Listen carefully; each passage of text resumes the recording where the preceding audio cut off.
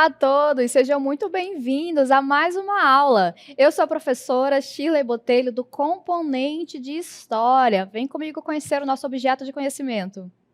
Temos aqui a aula de número 3, com objeto de conhecimento, relações de poder entre os Estados-nações no contexto geopolítico contemporâneo, compreensão dos processos de ocupação e formação de territórios, territorialidades, fronteiras e redes de comunicação e interação no mundo globalizado, conflitos e disputas sociais, étnicas, culturais, econômicas, ambientais e políticas entre grupos populacionais em diferentes espaços. E o nosso detalhamento, a Revolução Francesa. Vamos então à nossa aula.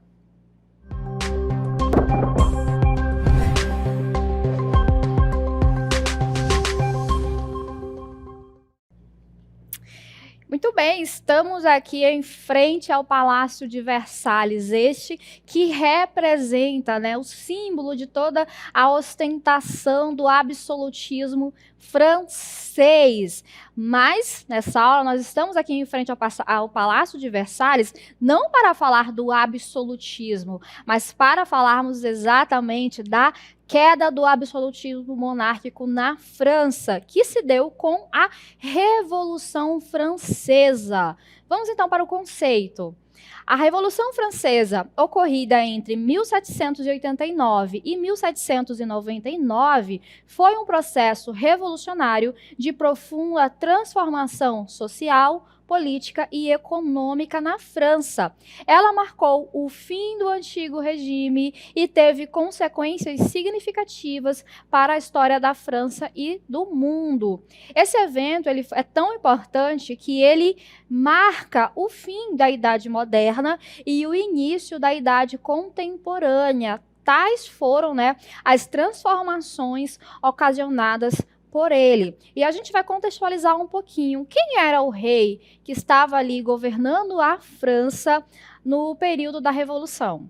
Temos aqui o rei Luís XIV, como vocês podem observar, Ele que é neto, Luís XIV não, Luís XVI, ele que é neto do rei Luís XIV, que é o símbolo, o auge do absolutismo monárquico na França. No entanto, Luís XVI, ele não vai ficar conhecido como, não vai ter a fama do seu avô, pelo contrário, As políticas implementadas, as ações adotadas no governo de Luís XVI, elas acabaram piorando a situação econômica, política e social da França.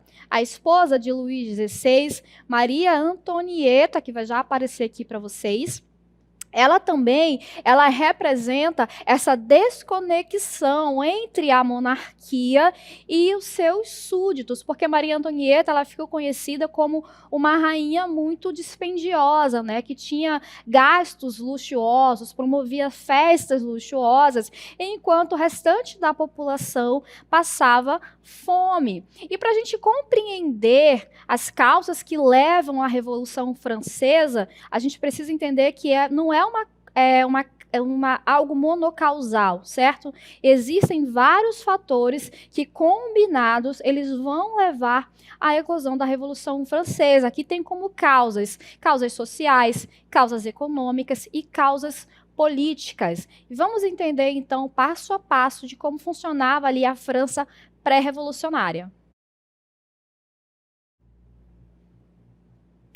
Muito bem, então estamos aqui, voltamos aqui para o nosso cenário e eu trouxe para vocês uma pirâmide para a gente compreender a pirâmide social da França antes da Revolução Francesa. Então, vocês observem aqui, nós temos essa pirâmide, na base da nossa pirâmide, nós temos o chamado terceiro estado. Lembrando que a França ela era dividida socialmente em estamentos, certo?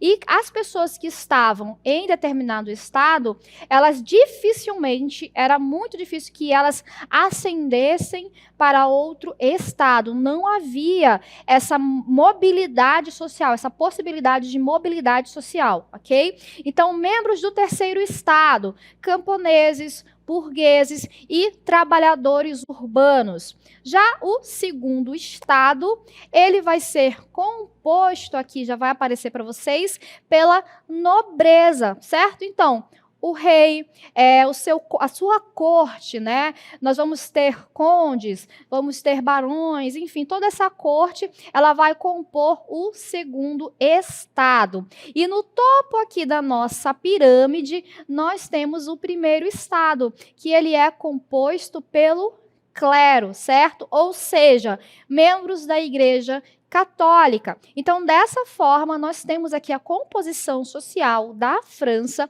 pré-revolucionária. Mas, afinal de contas, né, o que vai motivar essas questões sociais ali que vão levar à eclosão da Revolução? O primeiro e o segundo estado, esses dois primeiros aqui da ponta, eles desfrutavam de privilégios significativos, como isenção de impostos e acesso a cargos importantes no governo. Enquanto o terceiro estado, esse que está aqui na base, ele carregava a maior parte do ônus fiscal e tinha pouca ou quase nula, né, sua influência política. Então, percebam, na França, havia ali cerca de 25 milhões de pessoas. E desse montante, 97% da população, cerca de 97%, compunha o terceiro estado. E era essa população que trabalhava para sustentar os privilégios do primeiro e do segundo estado. E isso, né, vai levar a um descontentamento geral. E para a gente aprofundar um pouquinho mais essas questões sociais, vamos aqui para o nosso quadro. Então, nós temos aqui como causas da Revolução Francesa, no âmbito social, a desigualdade social, que ela era extrema, né? A maior parte da população que compunha ali o terceiro estado vivia em extrema miserabilidade. E como nós temos uma maioria que acaba arcando com todo o custo fiscal para manter os privilégios da nobreza e do clero, essa situação ela vai se manter insustentável, né? Somado a isso, nós temos o descontentamento da burguesia. E aí a gente precisa lembrar quem é a burguesia. A burguesia é aquele grupo que vai ser formado na Baixa Idade Média, no final ali do período medieval, e eles lidam com o comércio, né? Posteriormente, vão fundar os bancos, vão ser os banqueiros, vão ser donos de fábricas, de empresas ali menores. E essa população, essa burguesia, ela ascendeu economicamente.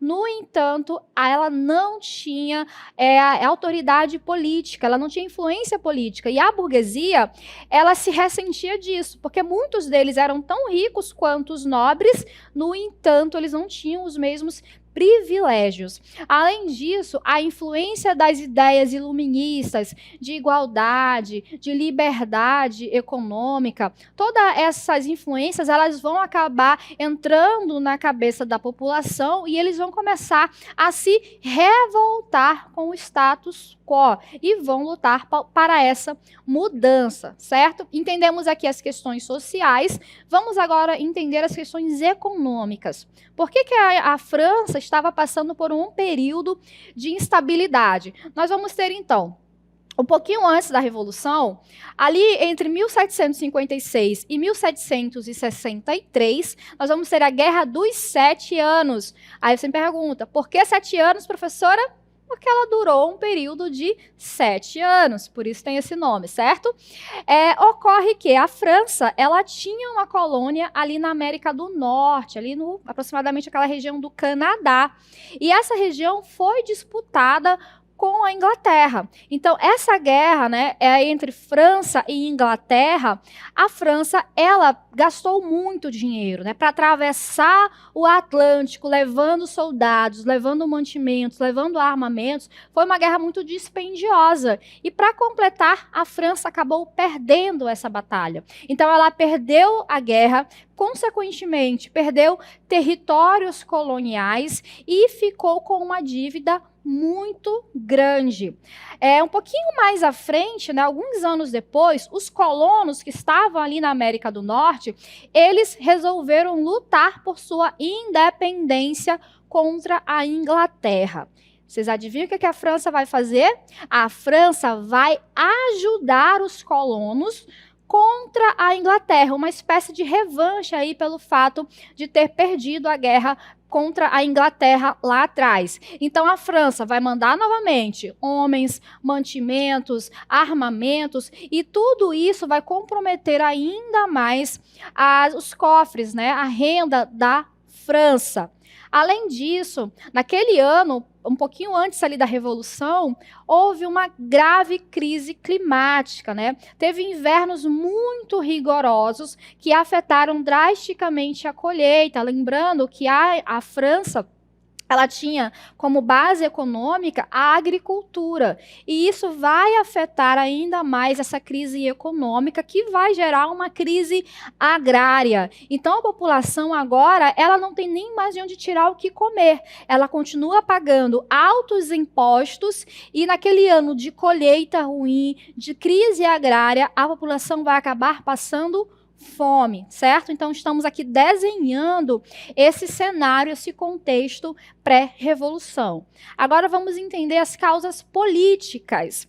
Todo esse cenário social e econômico, ele vai acabar gerando um desgaste da monarquia absolutista. Afinal de contas, a população está vendo que está passando fome, está pagando altos tributos que não estão sendo aliviados, né, desses tributos, e nós temos uma monarquia que está gastando de forma exorbitante, né? E isso vai ficar muito escancarado para a população, que vai começar a questionar. Além disso, o rei Luís XVI, ele não conseguiu emplacar nenhuma reforma política que desse conta de atender a essas questões. E a falta de representação política do terceiro estado ali dentro do governo vai gerar também, aumentar esse descontentamento, porque afinal de contas, se o terceiro estado ele não tem representantes ali no governo, logo vai ser muito difícil com que saiam políticas, medidas que os favoreçam. Além disso, voltamos aqui com a influência do iluminismo, que não apenas influenciou o pensamento social, mas também vai influenciar na política, porque o que o iluminismo ele vai estabelecer? O iluminismo ele fala de liberdade política, de liberdade econômica e de que todos são iguais. Esse é o princípio da igualdade. Então, seguindo esses princípios, a França, né, os revolucionários, eles vão se juntar contra esse regime. E aí a gente precisa entender agora, né, o passo a passo que vai levar à eclosão da revolução. Então temos todo esse cenário, esse contexto. Então, diante desse cenário, o rei Luís XVI convocou os Estados Gerais, que era uma assembleia com representantes dos 3 estados, que ela não se reunia desde 1614. Temos mais de 100 anos aí que essa assembleia não era reunida. E como é que estava configurado? O primeiro estado, que é o clero, ele tinha seus representantes com 291 membros. O segundo estado, que eram ali a nobreza, eles tinham 270 membros. E tínhamos, por fim, o terceiro estado, com cerca de 578 membros. Eles estão em maior número porque, proporcionalmente, né, o terceiro estado é muito maior em relação aos demais.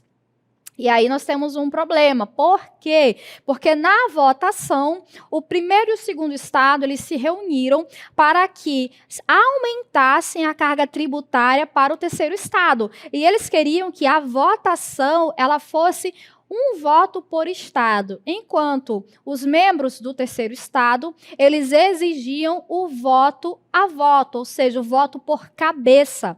Dessa forma, se fosse voto por cabeça, as decisões que seriam votadas, escolhidas, seriam do terceiro estado, porque eles estavam em maior número. No entanto, o rei, para não desagradar ali os seus aliados da nobreza e do clero, ele não acatou, ele não aceitou, mandou fechar a assembleia.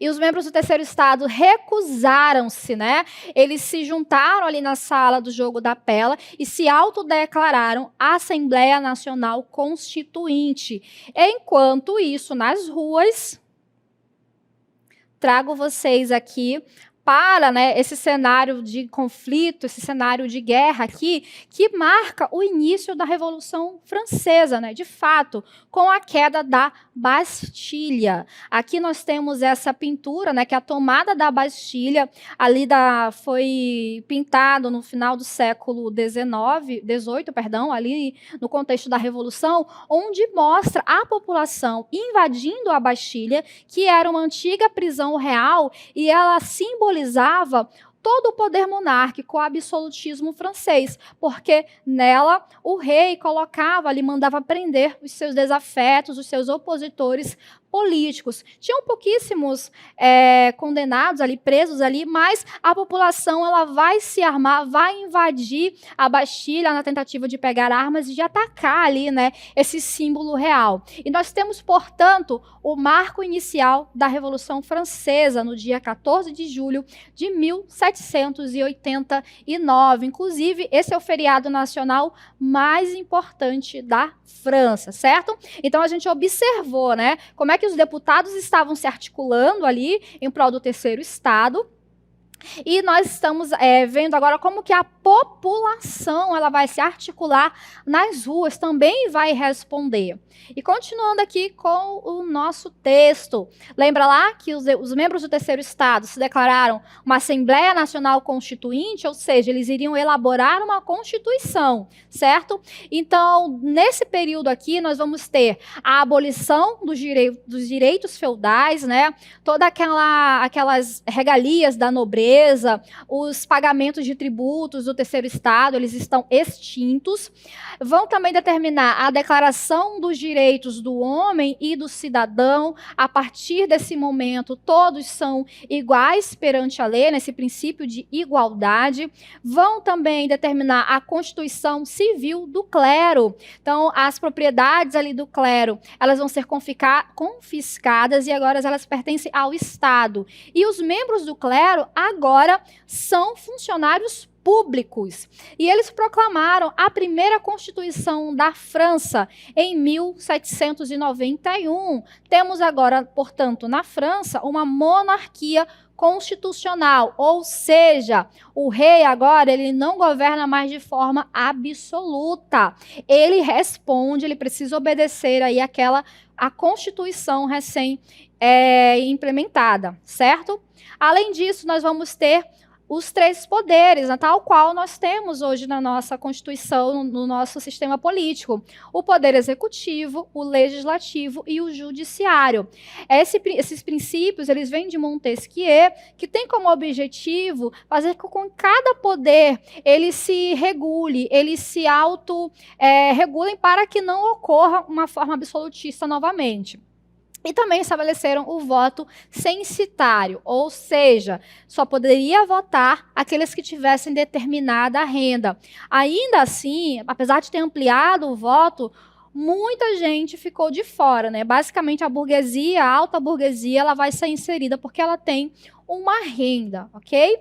Então, dando continuidade aqui, nesse período entre 1789 e 1792, na Assembleia Nacional Constituinte, nós vamos observar a tentativa de fuga de Luís XVI e sua família. Isso mesmo, eles tentaram se refugiar em outro país, né, para tentar lutar contra essa revolução. A Áustria e a Prússia se uniram contra a França revolucionária, pois os demais países eles temiam que essa onda revolucionária acabasse afetando os seus países. E o rei foi capturado, né? Ele não conseguiu fugir e foi preso, acusado de traição.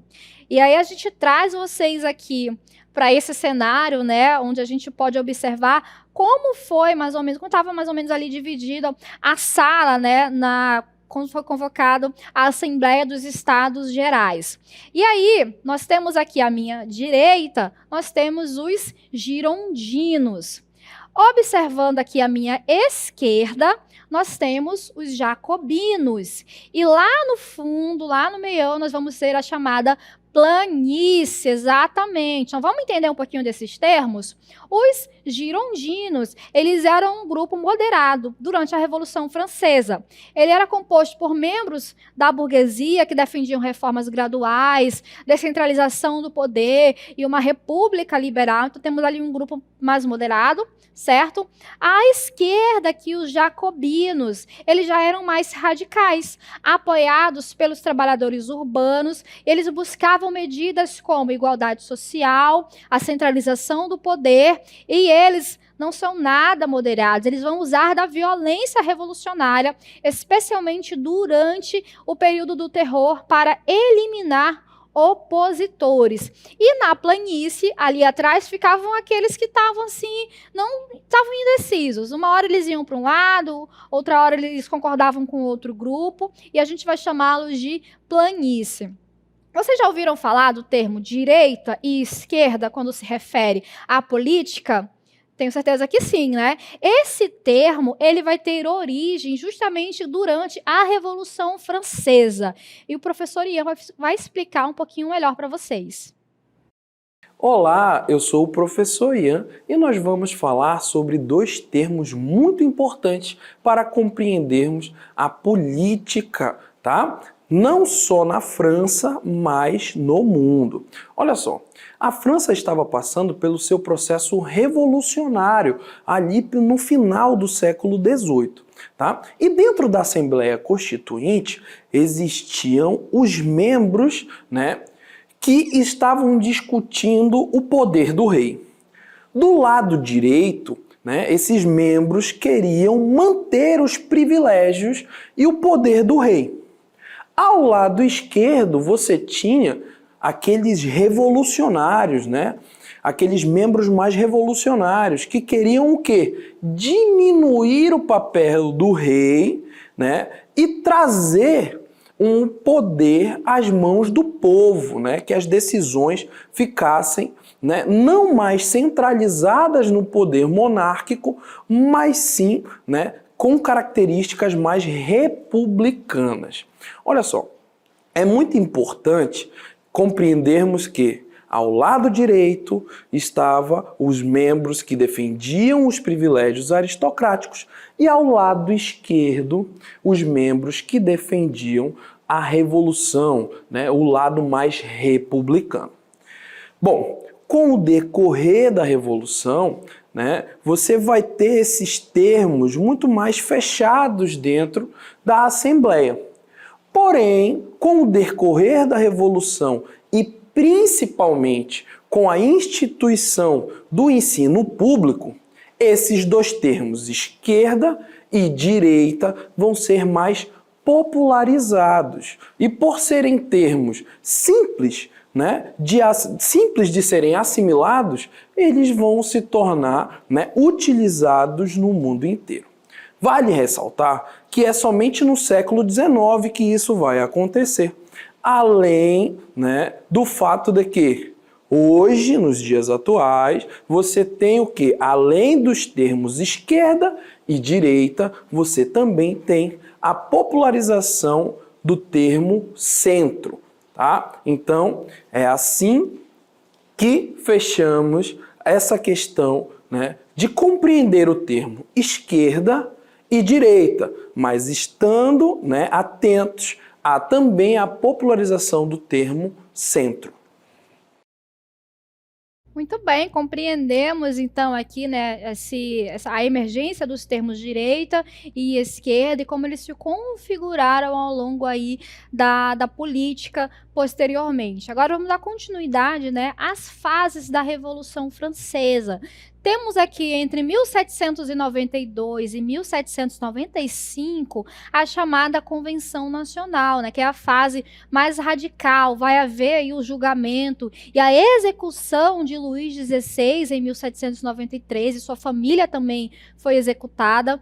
Houve também, em 1793, uma nova Constituição que estabelecia o sufrágio universal masculino. Agora, todos os homens, a partir de determinada idade, eles poderiam votar independente de ter uma renda ou não. Temos também o fim da escravidão nas colônias, a educação pública e acesso a terras, não só à nobreza, mas a todos. Também houve a substituição do calendário gregoriano, esse calendário que a gente segue hoje, né? Por ser um calendário cristão, e já que a Revolução ela rompe com a igreja, eles vão instituir um calendário republicano. E esse período ele representou ali de uma instabilidade política muito grande por conta, né, de todas essas mudanças. Vamos ter como líderes jacobinos Robespierre e Saint-Just. Vai ser instituído o Comitê de Salvação Pública, onde eles vão cuidar da administração e da defesa externa, lembrando que os demais países, né, estavam com receio de que essa revolução ela se espalhasse, então eles vão se posicionar contra a França. Vai ser instituído o Comitê de Salvação Nacional para cuidar da segurança interna e conter todas aquelas revoltas que se instauraram, e o Tribunal Revolucionário, né, que julgava opositores da Revolução.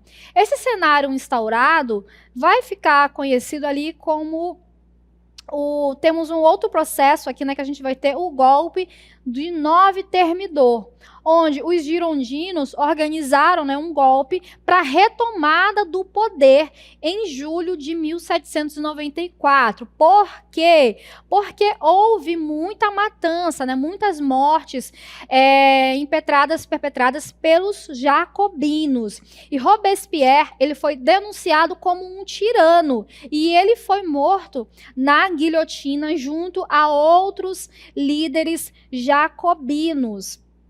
Em 1795, nós vamos observar a Constituição do ano terceiro. Lembrando, o ano terceiro, que é o ano revolucionário, tá? Do calendário revolucionário. Essa Constituição, ela estabelecia que o poder executivo ele seria exercido por um diretório composto por 5 membros. E como que ficou instituído, né, esse diretório? Ele durou ali entre 1795 e 1799. É considerado ali a fase mais conservadora, né, da Revolução. Eles enfrentaram opositores tanto do lado jacobino quanto entre os monarquistas, né? Também enfrentaram ameaças de invasões externas, as revoltas internas, e eles vão tentando ali controlar todo esse cenário. E em 1796 vai ocorrer a conspiração dos iguais, né? Então, nessa conspiração aí, eles vão atacar essa nova política implementada, certo? Externamente, como é que a França está? Ela acumulava vitórias sob a liderança de Napoleão Bonaparte. Guardem esse nome aí que é muito importante. Então, com toda essa influência que Bonaparte adquire, né, comandando várias vitórias aí em nome da França, vai haver o golpe do 18 Brumário, em 9 de novembro de 1799. Esse golpe, ele põe fim à Revolução Francesa e vai dar início à Era Napoleônica, mas isso é assunto aí para outra aula. E quais foram, então, as consequências, né, da Revolução Francesa? Nós vamos ter o fim do antigo regime, né, do absolutismo monárquico na França, a Declaração dos Direitos do Homem e do Cidadão, que é de fundamental importância, que determina que todos são iguais, né, perante a lei. A burguesia, ela vai ascender não só economicamente, mas politicamente também. Vai ocorrer a expansão do liberalismo, porque lembrando que um dos princípios ali da monarquia absolutista era que o rei intervinha diretamente na economia. Agora isso não ocorre mais. Vamos ter o liberalismo econômico, político. Vai haver um forte apelo nacionalista, né, que vai surgir na França. Vai haver mudanças sociais e políticas, a redefinição dos poderes da igreja, que não é mais aquela autoridade que tinha durante o antigo regime, e a Revolução Francesa vai inspirar movimentos democráticos, né? Vai inspirar revoluções aí em algumas partes do mundo, certo? Então a Revolução, ela deixa aí um legado contra o absolutismo e nós percebemos várias transformações sociais, políticas e econômicas a partir desse evento histórico, certo? Finalizamos aqui a nossa aula e até a próxima.